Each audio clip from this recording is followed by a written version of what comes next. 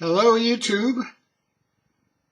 Today we're going to look at the Browning 111 Folding Hunter. As you can see, it comes in one of these horrible, what do you call them? Clam packs, blister packs.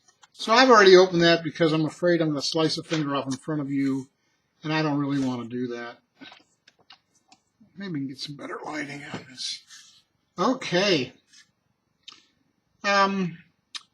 Here we have a folding hunter, and I can't help but think that the number they chose for it, the 111, is trying to remind you of the Buck 110. 110, 111, right?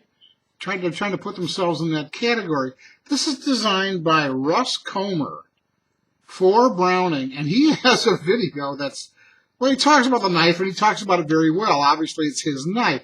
But he also says something that I think is pretty darn funny. These are heavy, hard-use knives. He is a guide in Alaska and a hunter, and you can see by the shape of the big belly on this knife, this is also a skinner, really. But he says that when you get blood all over this G10 handle, it becomes tacky and increases your grip. So I can't wait to dip all my G10 handled knives in blood so I can enjoy this better grip. All right, he really said that. What do we have here? We have a Sandvik steel hollow ground blade. We have stainless steel bolsters. We have a back lock, and you can see on the back strap there, I hope you can see this, it says Browning, Morgan, Utah. And there's your lockback button.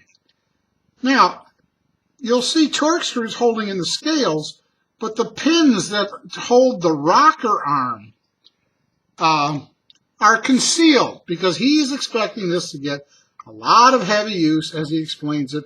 And when they're out of the way, he says they're just not going to loosen up.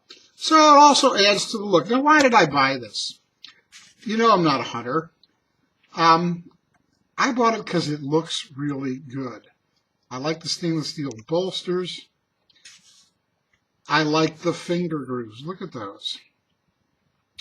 And it's heavy. It's over 6 ounces. Look at the air goes on the finger grooves. You know I like that kind of stuff. He also explains it is rounded and chamfered everywhere, all surfaces. He says the only thing that should be sharp on a knife is the blade. Now they make this model in they make this knife in a slightly different model with cocobolo scales and a clip point blade, and the bolsters are white brass. I gotta tell you, I like the look of this white brass, and the reason they chose white brass, and again I think this is a hit on the Buck 110, is because the white brass doesn't tarnish the way the brass tarnishes. So I think that's kind of interesting. So this is my first Browning knife. It's my first Sandvik steel knife. And I'm just kidding about dipping it in blood. He really said that with all seriousness, too. Let's take a look at the size here. I put 0 there. We can see we have a 3 1/4. Depending on where you put 0. Looks like a 3 1/4. Inch blade and a 4 3/4 inch handle, but if I push it to here, then it's still a 3 1/4. Okay, I like the look of it. I realize that no collection of traditional should be without a folding hunter. And if I were considering a folding hunter for a folding hunter's sake, this I bought for the looks, not because I hunt. I would definitely consider the Buck 110 or the Puma folding hunter, and they're both really good looking knives. I think the Puma has a bit nicer of a blade.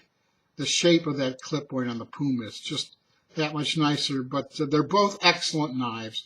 Puma, knife maker to the world, been in business since the 18th century, and the advantage of the Buck for me is made in the USA.